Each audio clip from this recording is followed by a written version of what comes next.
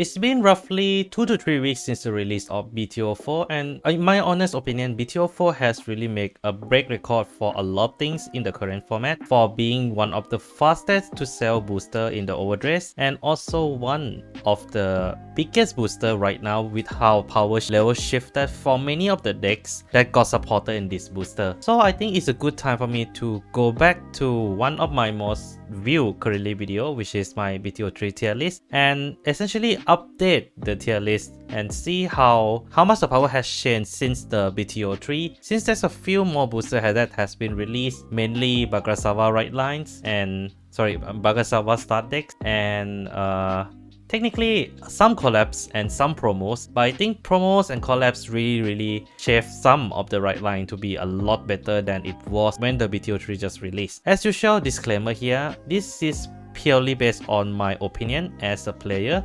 I'm not the most competitive player around. I did put the word casual into my bios, I mean the channel profile, so if you don't believe me, check it out for yourself. So yeah, this is based purely on someone who do invest in the game but not playing it to a heavily competitive capacity due to the fact that I'm playing Japanese cards.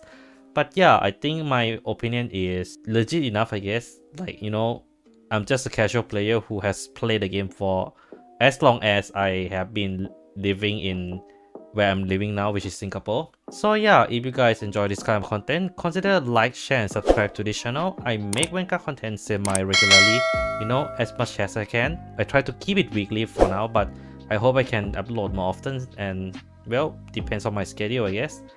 But yeah, if you guys enjoy this kind of content, don't forget to ring that bell as well to keep up with all the notification. And I think without further ado, let's get into the video. So, oh yeah, by the way, almost forgot to talk about it. The link to the tier list will be in the description. So if you guys want to have your own tier list and share it to your socials and everything, I would leave it there so you guys can play it out. And you know, I want to give credits to the tier list maker as well.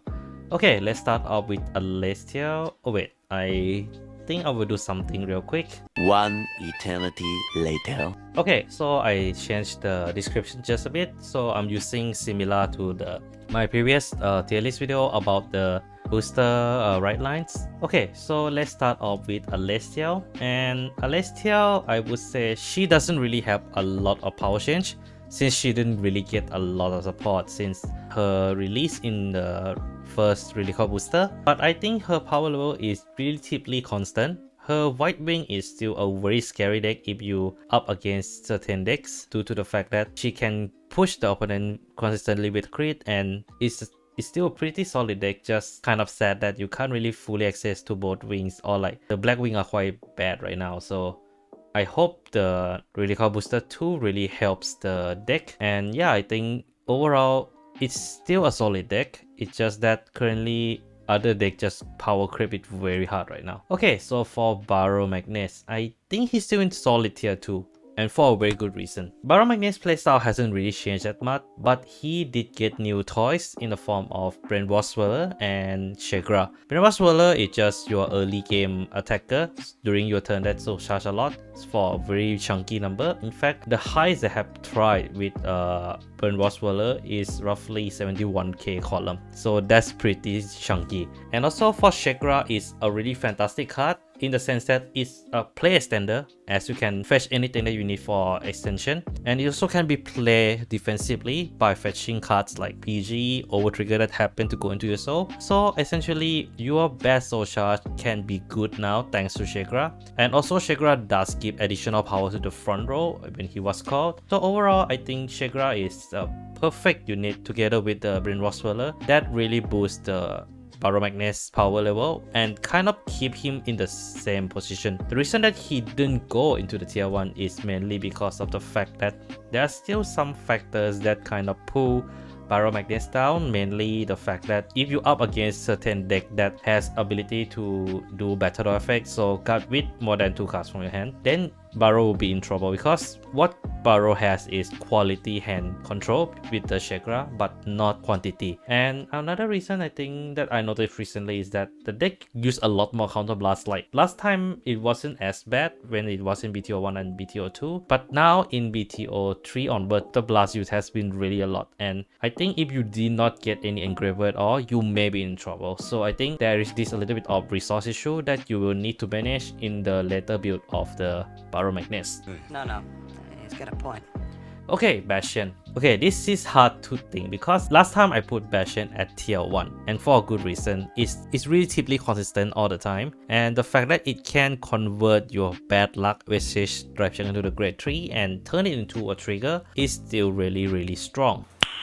Nice. However, Bastion Prime doesn't increase the power level at the cost of balance. What? Bro, what are you talking about, man? And because of that, I'm gonna put Bastion right here, just below Baromagnes. Okay, so the reason behind that is that Bastion now is similar to Baromagnes deck in a sense that you do 5 attacks in one turn now, provided you can get the prime effect to go off. But the problem with that is that it does need a Persona Blast. And I think that alone is actually quite a problem, because if you do not get any of the Bastion that you put into your deck at all, then you're pretty much in a very deep trouble. While Baromagnes more or less can keep his 5 attacks very consistently, and I think his requirement is a lot easier to achieve, while Bastion is very cheap to the requirement is very cheap, but it's very specific as well. And also I do feel that like Bastion Prime kind of doesn't mix well with some of the cards of Golden Ratio deck, but I think overall he's still a very consistent deck to play. Like if you can keep your luck in the medium level in the Bastion, you will more or less win games. Okay, next up is Bruce, and I think this is just straight up here. Initially, I thought losing Leonard with Arrival is actually a bad thing with the deck, but I was wrong. Of course! In fact, the fact that it actually makes a lot of cards that was released in BT03 a lot better, like Pandemonium's Tactics is already a fantastic card, but it get even better. And now there is this grade 3 cards that actually allow the Vanguard to get additional crit, and with that together with Pandemonium Tactics, you essentially can pull off an OTK deck with Bruce with Unrivaled, sorry. Ha! Gay! And I think that alone really cemented its position in the first place because of how consistent it is to trigger its restand effect. And I think as the time goes by, we need to admit that Bruce playstyle start to be more and more like Spy Brothers, where you need to use a lot of resource for really heavy hitting. Also, Brainwash Whirler exists. Damn, boy! Damn, boy, he's thick! And I think Bruce in general can take advantage of Brainwash Whirler a lot better than Baromagnes, and I think that alone is the reason why Bruce is still in the top tier deck. Like, you have your rear guard that is very chunky, you don't really need Final Rush bullshit and everything, and then you have your Vanguard that can hit for multiple crits. So I think the fact that there is this disparity for the opponent to guard here is really respectable for Bruce, as much as I don't like it that much. Okay, Nirvana, and I think he is a solid tier 2. I would say amongst the grade 4's review, the Bruce, Bastion, Nirvana, Seraph Snow, and Magnolia, Nirvana grade 4 make the least impact in the sense that Nirvana is kind of a shit card. Yeah, okay.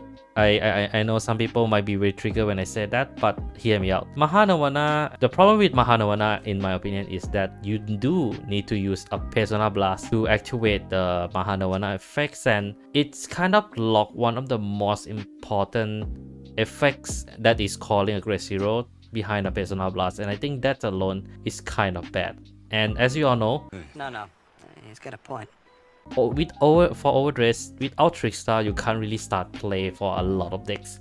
And the fact that you kind of lock it behind this kind of effect is already bad. I'm aware that there are cards that help to call grade 0s during your turn as well, like Koke and Tanya, but I mean, if you need to run a specific card to actually mitigate the Nirvana effect, there's something wrong. Like there's something really wrong with the deck already. However, there is still some redeeming factor coming in the form of Gravidia as a very consistent multi-attack unit that Verena has been kind of needed for a longest time. And also he still have the access to Expecta, Valiente, which are still a very good beast stick. Unfortunately, he can't really have full access to Elka, but I think Elka doesn't really matter as much when you can just keep the Counter Blast to use all for arcs. So yeah, I think overall Nirvana is definitely has an improvement, but it's still not as strong as some of the tier 2 deck that I'll be putting on the list later on. Okay, next up Clarissa, and this is gonna be our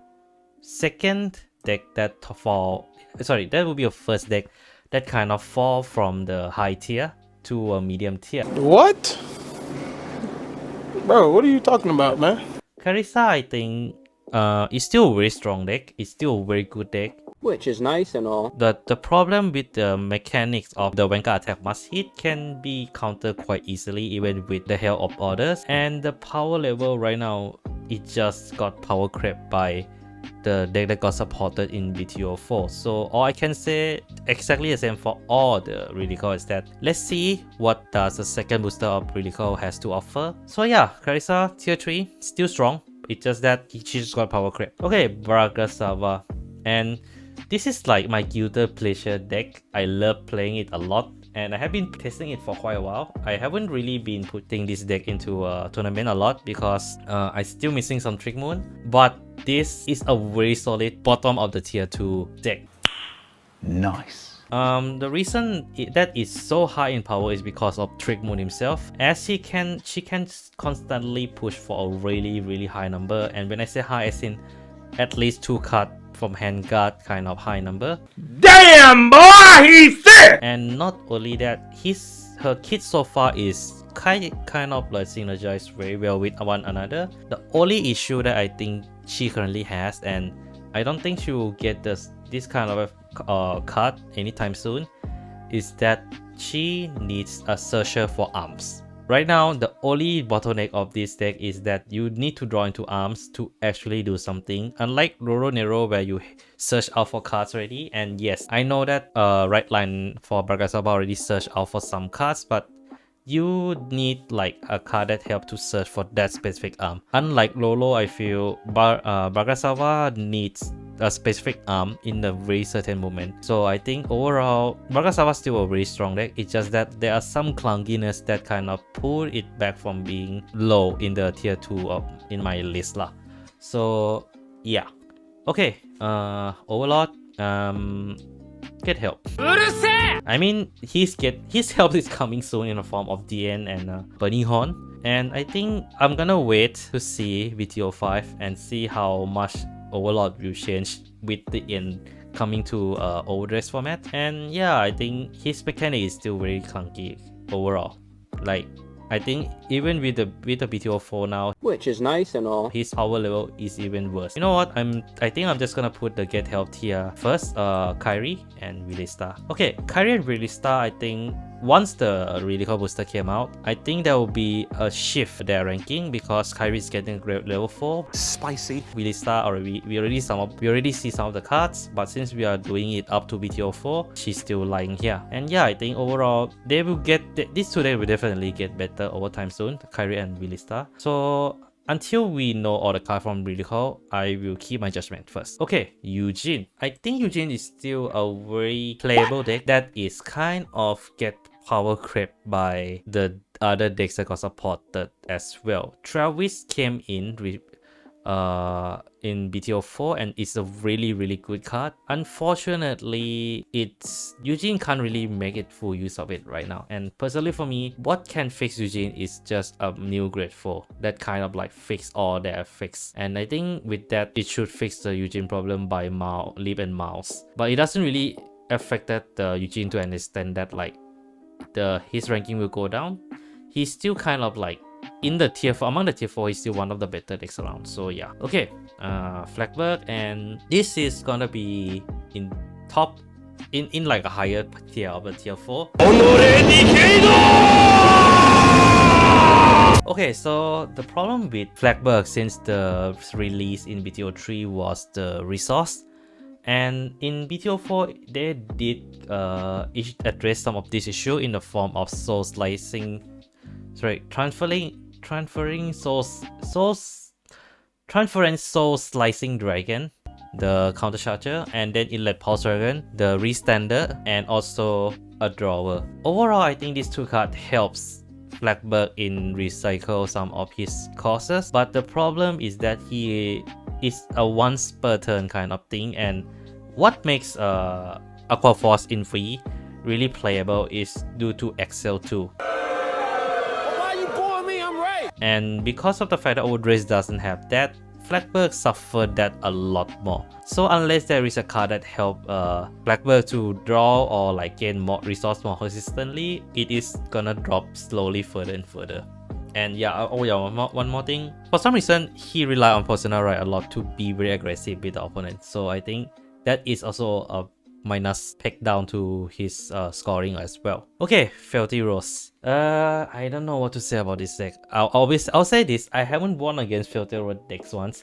And mainly because of the fact that every time I play against Feltyrosa, I always get high roll. So I'll put it this way. Feltyrosa is one of those really cool decks that doesn't really get affected by the power shift in BT04, as she's still quite a very consistent deck with ability to do multiple attack while also gain additional drive, and also most of her cards are hit quite hard also. So that's why I think like Feltyrosa just doesn't change, power level doesn't change that much, and I think she will get a lot stronger as the really cool second booster coming around with releasing more ghosts, and some ghosts that may be more useful than some of her cards that she's currently playing. Okay, Greedon. I will put here, like Greedon definitely sees a huge improvement compared to when he was in the BT03. In BT03, his playstyle is a little bit too straightforward. But for BT04, his playstyle became a lot more playable in the sense that you can kind of play defensively with Greedon in the early game, and you will definitely have a really heavy hitting late game for most of the time if you know how to manage your resource. And I think the release of Bubesu and the cards like Fanju and Yada, I mean Yaba or Yaba. Okay, I'm not sure which one. Okay, so overall I think Greedon get a lot of consistency fixing card that the deck is lacking, and it make the deck a lot more smoother, especially with the Bubesu and Muka loop combo. That thing is nuts. Nice. I mean, like, if you know how to use it and if you time the effect properly, you can gain a lot of disgusting combo using it. And I think that alone, that's why like Greedon is getting a lot better. It's not good enough to go into tier 2 due to the fact that it is still somehow rely on Personal Right, not as much as Flagberg, it still rely on Personal Right a bit. But I think this biggest issue is that it rely on triggers. Like if like the decks in the higher tier doesn't rely on trigger as much, but Greedon relies on trigger to be really aggressive. And I think that's alone is why Greedon is still kind of short from being in the high tier. Okay, next is Lolo, and I think Lolo is still a very solid deck. It's still like a top 3 deck in my opinion. Hey, that's pretty good. It's consistent. That's how strong its consistency level is. It has everything that it needed. It has ability to get more resource through draws, counter charge, shield value some more. And I think the only bottleneck that Roronoa does have right now is that currently with the current power level, her rear guard can be a bit lackluster, and also she does have some problem searching for music card after the full power, which is like after you manage to sing for at least 2-3 times. Roronoa can be a little can have some problem with lacking in searching department. So I think some of these cards will really helps her a lot, but I think she still maintain a high positioning in the format itself for being a deck that currently is the only one that has ability to prevent opponent from perfect guarding, and in a way can kind of OTK the opponent using that kind of effect very consistently. Unlike the other right line that I will be talking about later on, this is the most consistent OTK that you can get in the current format. No, he's got a point. Okay, Magnolia, and you know what? Magnolia and goes to number 3 of my tier 1. And here is why. For one, Magnolia Order is a fantastic card in the sense that it allows you to loop certain units if it is essentially put themselves into soul, like Inlet Pulse, Soul's Transference, Soul Slice Dragon. Those two cards really helps Magnolia Order to solidify his place in the first tier in the sense that like you can loop his resource. Synergy. You just ride into Magnolia Order, call Inlet Pulse Dragon, spam all the attacks, and then in turn go into Soul and draw ball cards. And that is fantastic. Also plus Pantero, which actually respawn the field very quickly, provided you have enough Soul. I think overall, Magnolia just get every card right this booster, and it makes the BT03 card much better, and that's why his power level is doesn't shift as much as the other grade 4s, but I think what he gained is his consistency and some of the toolbox that really help to make use of those consistency, and I think that is something that it's worth respecting it and giving it the highest praise possible, and that is shift from tier 3 to tier 1. Okay, Gravidia, and I think Gravidia I will put it just in front of Baro for similar reason to Roro. Her ability to able to trigger triggers twice is really strong, but the problem with her deck in the previous booster when she was released is that she only have a limited bullet to run through before she completely spent and cannot do anything. But now with the release of her support like Shirgo, Bakubirito, and some of the common cards, it helps to and also the new Meteor card that they serve as 2 Meteor. Damn, boy. Damn, boy, he's thick! Overall, this card really fixed a lot of issue for Gravidia in terms of ability to not be able to trigger her 5 Meteor effect consistently or more often. And that alone, I think, is really make this card still one of the scariest deck, as you can't really go easy on this card if it is at 5 Meteor effect. Also, the area guard are quite good at pressuring it as well. Okay, next is Orfist, and Orfist is another deck that dropped off from the tier 2 to tier 3. What?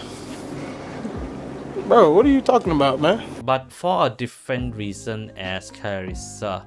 Orfist suffer from what I would like to call they cannot decide which part to do with Orfist. Like BT02, BT03, and BT04 supports kind of point Orfist into one of the 3 directions, kind of like playing Pokemon game. Like BT02, you go to control Orfist, which did get some of the support in this booster and quite good one as well. Then you have a BT03 Orfist, which focus on getting out multi-attack using the new level 2 that restand himself by retiring 3 shadow token. And then we have the BT04, the latest one, with a pressure attack build using the same method as the BT03 one, just a little bit different step. That makes the deck very still consistent and has a lot of variety of options. The problem is that it doesn't go beyond that. It's still a very chunky 3 attack decks, and that's pretty much about it. And compared to the other deck right now, it's kind of getting power crept by some of the decks in my opinion. Okay, PBD. This one, I'll put it here. Tier 4. Top of tier 4. She Gay! get a lot of consistency good cards, and I think overall he play a little bit better now, as he have a rear guard that can take advantage of having less rear guard on the field, and also can hit quite hard also. Like I think some of the cards actually literally just gain 10k for having no other card on that same column, which is actually really good for Phantom Blaster. The only issue is that its resolve problems still haven't been fixed, and its playstyle on by itself is just really clunky. Fortunately, he's getting Phantom Blaster Overlord coming soon in the same booster as the DN. So we just need to wait and see on how it is going to be played. Oh, and also Majestic Lord Blaster and Blaster Blade, since they are all in cater. So yeah, I think overall it's still a very solid deck. It's just that like it's still clunky compared to the other deck on this tier list. Okay, Seraph Snow, and let's just put it this way. The deck improved a lot, but it's still not tier 1. I will put it right here. Okay, so for Prison, it improved a lot thanks to the Pure Light and Suppressed Glimmer with its ability to go more offensive.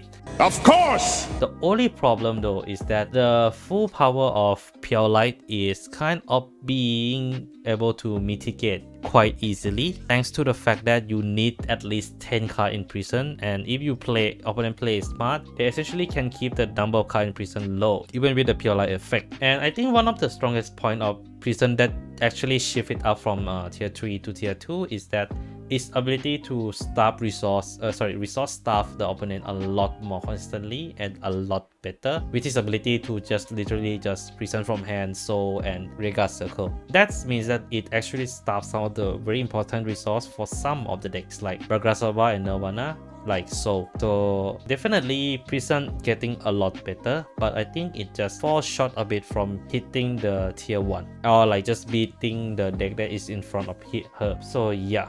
Okay, Hexaorb, and I'll say this, Lalita really makes the Lufisto playstyle a lot more consistent.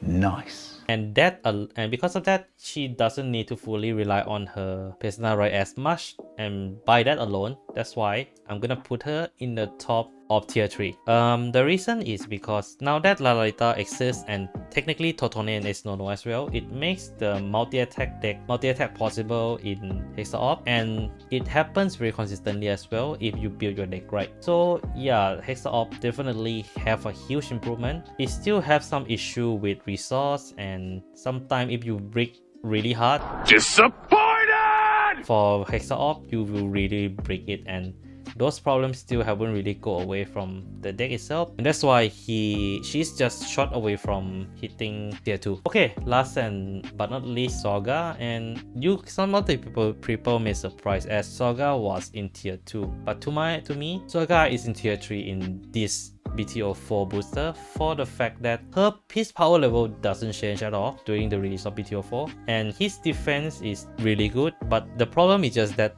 the other right lines are getting better and better at their offensive capability. That makes some of the Sorahga defense a little bit obsolete. Yes, I know that he can fetch back PG, but I don't think you will come across a time where you have 2 Shadow Cloak and 2 PG on the field that often. It's a very specific ass scenario, but I think his defense is still something that is worth giving respect for. He's still one of the most defensive deck in the format right now. It's just that the power creeping in terms of power level just kind of drag him down just a little bit. Still fully playable, and I think his support in BT04 kind of stinks. Like now that I compare it to older supports that he got, BT04 support for Sorahga are just not as pretty as I thought it would initially. Okay, so yeah, that's the end of the tier list video. I think I did quite a fair job this time. There's a little bit more deck in the higher tier, but I still managed to keep less than 10 decks in like a high tier. I think it's a fair number. So yeah, if you guys have your own opinion of it, I did leave a link to the tier list that I used in the description, so you guys can check it out. You do the tier list and just post in the comments or just post in any of the social platform that you guys are doing. Also, I have been wondering, should I start Twitter, guys? If you guys think I should start, do leave the comments below as well.